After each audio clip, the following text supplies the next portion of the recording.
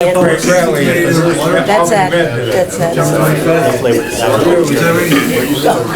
Has everyone read the minutes from last meeting?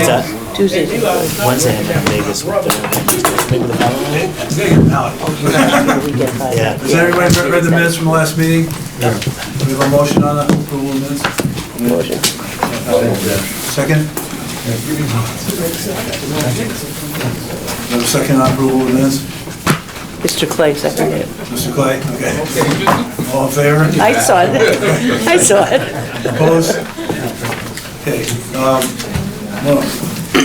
Items number 1, 2, and 3 are being tabled by the request of the sponsor. Item 4, authorizing the submission of a grant application to the New York State Division of Homeland Security and Emergency Services regarding 2019 Emergency Management Performance Grant. Sure. So, Mr. Chairman, this is part of the SHSP 2019 allocation. We receive this every year. This is the money that we put towards a lot of our hazmat and preparedness, simple things such as we do an event concentrated on schools, public and private in the coming year. Crossgates Mall every September, it's Emergency Preparedness Month. We give out backpacks, things like that. Special needs groups with Autism Society, Alzheimer's, various senior groups. We go to the Sheridan Hollow Block Party, and countless other events. It's 116, last year it was 117, so it's usually right around the same mark. Questions for Sheriff? Make a motion. Second. Any questions on it?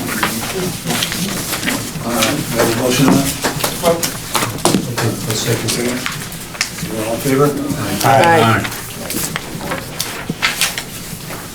Next, item number 5, authorizing execution of a waiver regarding Ryan Justice Assistance Grant, with funding and authorizing the City of Albany to accept funds directly. So this is something I come to you folks for annually. We pass this money straight through to the City of Albany. We do not take any of it, but we are the fiduciary agent. It's kind of an unofficial agreement that we've had, or I've had with the City of Albany for a number of years, because they're kind enough to kind of let us take a larger portion of other grants that come in. So our way of paying them back is you can take this $66,000 grant. Question, Mr. Bullock?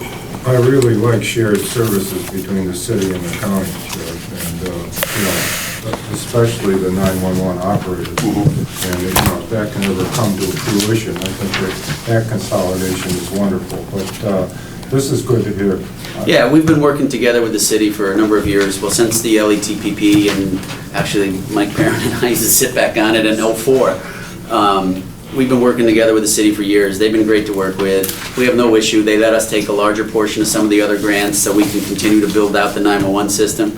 And the $66,000 burn grant actually is relatively restrictive, so we let the city take that. So it works for us. Yeah. Questions? Motion. Motion, Mr. Clay, second? Second. Ward? Sheriff, Motion? to close. Hang on. You had a question. I have a question for the sheriff. Has something to do with the, go ahead, I'm sorry. No, you can ask your question. Sheriff, the thing with the 911 dispatches, does that impact upon the county and? What's going on, like in the paper today? Yeah, all of that. Doesn't really impact. Listen, the problem with dispatchers historically is they're kind of like the lost child out there of public safety. They're underpaid, grossly underpaid. Most people come in and use it as a stepping stone to go to something bigger and better.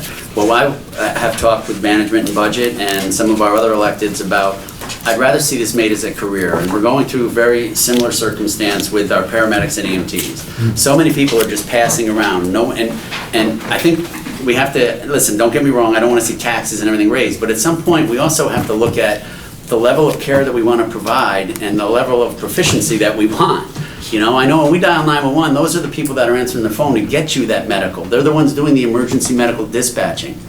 Those are the ones that can save your baby's life or your grandfather's life or whomever. And, you know, I don't want somebody just passing through a revolving door. I want somebody to come and make a career out of it.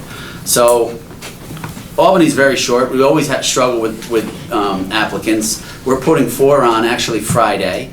It'll go through 5 or 6 months training, and I pray to God during those 5 or 6 months that they like it and they stay. You know, that's why I kind of look at the list sometimes when we're processing, and I like to go for, you know, a middle-aged female is a home run.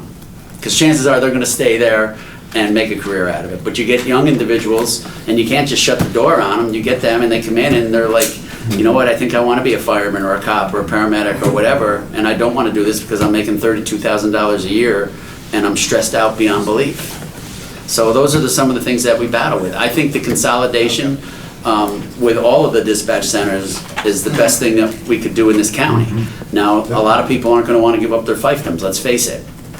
So my intent with this building that we're building out there in Colony is to, hey, if you don't want to consolidate with the county, don't. But why don't you at least come in here and share the space with us? That way, if Albany has 3 or 4 calls going on and they're taxed, we can have somebody just slide over to their cubicles and help them with their calls. Or if Colony or Guilderland, the same thing. And then that also frees up a lot of monies that are getting burdened by the 911 system with all of these fiber lines connections, these T6 connections, you name it. There's a lot of money out there that is being expended at the 911 system, and as I've told you guys year after year, the landline surplus used to be here and cell phone here. Now it's here, and sooner or later, we gotta start hitting these cell phones for more, because the landline money's not there anymore. People have done away with their landlines unless you need it for unless you're older, or you need it for an I alarm. still got mine.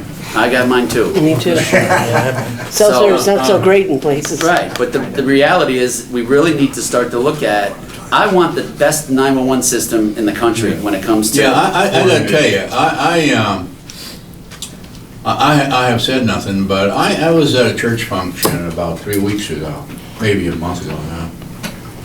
And a gentleman who has a history of heart problems, and he had a problem, and they call 911. In fact, I call the cell, using the cell, and so the next question is, what happens if you call on the cell? Where does that call go as opposed to the landline? It'll hit the closest tower, and then it could go to one of 6 different places.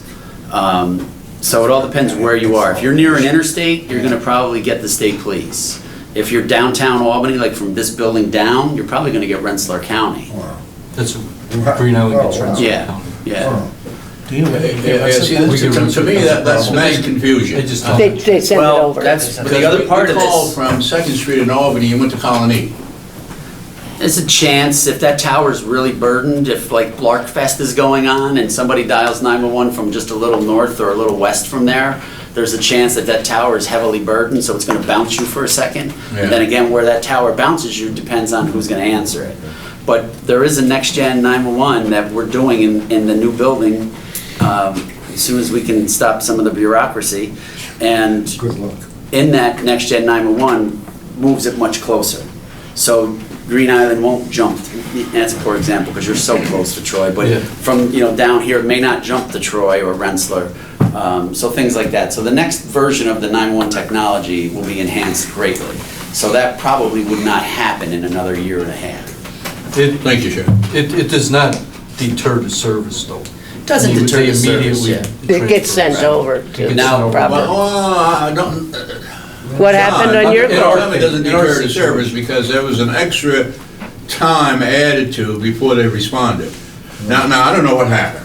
I don't know whether, I don't know how. Did the call get rerouted to the proper police department?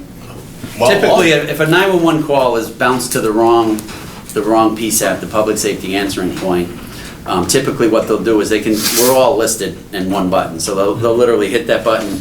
I've got a heart patient in the city of Albany, boom, and Albany's got the phone.